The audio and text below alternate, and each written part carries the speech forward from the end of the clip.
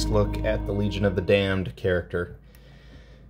Now this started out as sort of a personal project to see if I could do a Legion of the Damned, to see if I could do flames and see what kind of character concept I could come up with. And then a good client of mine, longtime client of mine, contacted me and said that he wanted a Legion of the Damned, and so this kind of turned into a commission halfway through. But let's go over the build. First we used an intercessor, lieutenant or sergeant or leader of the intercessors. I'm sure a lot of you would recognize the pose with the upturned bolter and the pointing hand. Okay, that's very common. I changed quite a few things on the bolter, as you can probably tell, but the main build here is definitely that intercessor lieutenant or sergeant.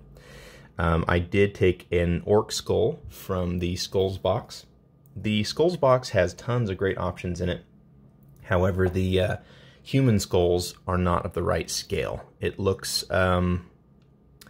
weird to me to have a really tiny little skull.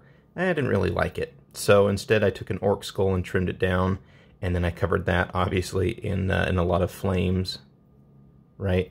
I took originally I had a center bone here in the rib cage. I had a sternum descending down in the center of the chest, but I decided that I wanted a combination of armor and bone, and so I put a plate of armor over it and added some texture to make it look like textured rough iron or steel or something like that. Make it look kind of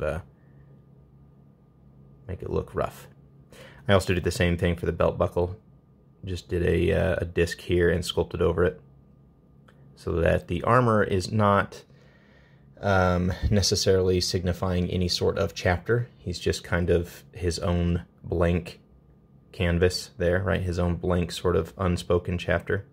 I also did a plate of armor over the shoulder here and the shoulder here.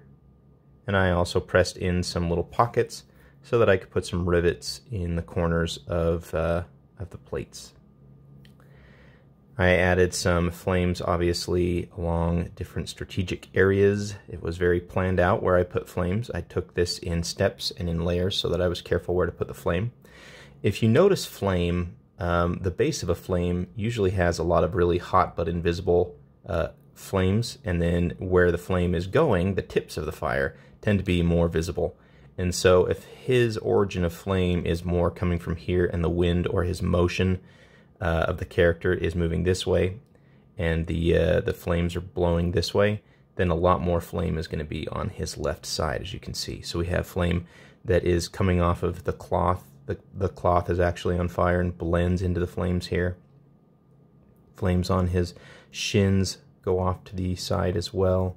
There's flames that come out from under his shoulder guard and out from under his collar. You see flames come out from under his other shoulder, blend onto his backpack. So the flames do not start in one spot and stay there. Instead, they come out from certain areas and blend over others, right? But I tried to keep them a little bit asymmetrical. So yeah, we do have some flames here. I did this early in the process and kind of wish I had staggered them a little bit more. So while we do have a lot of flame here, I also tried to break it up and make it a little bit smaller on the front, and then make up a little bit more mass on the back, so the flame does travel on the back there. Okay, a piece of cloth was added for a loincloth. This is green put, so it was easy to press on and then trim if I needed to.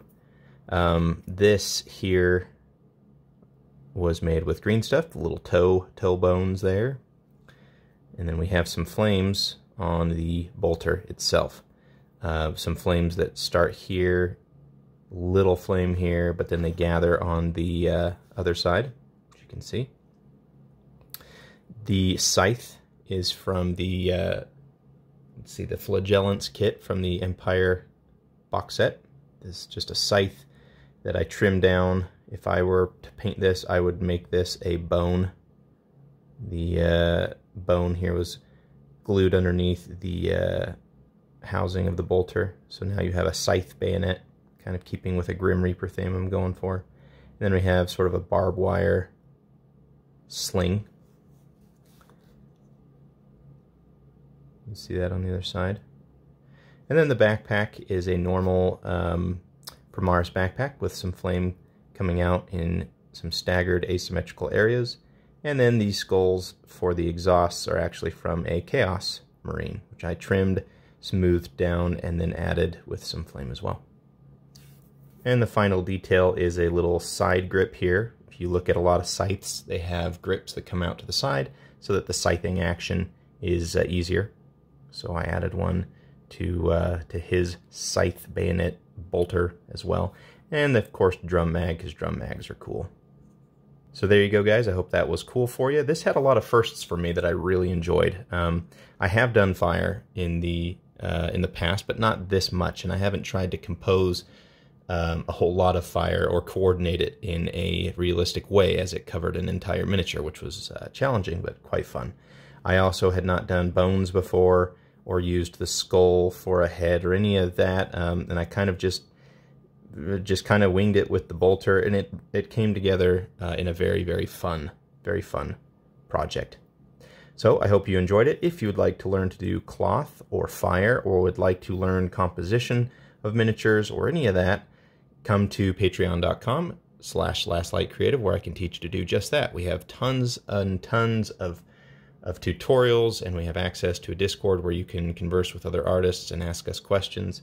It's awesome. So get a hold of us there. If you are a patron, thank you very much for the support, and get a hold of me on the Discord or on Instagram if you have questions. If you have a commission and would like to get a quote, send me an email at lastlightcreative@gmail.com. Thanks so much, guys.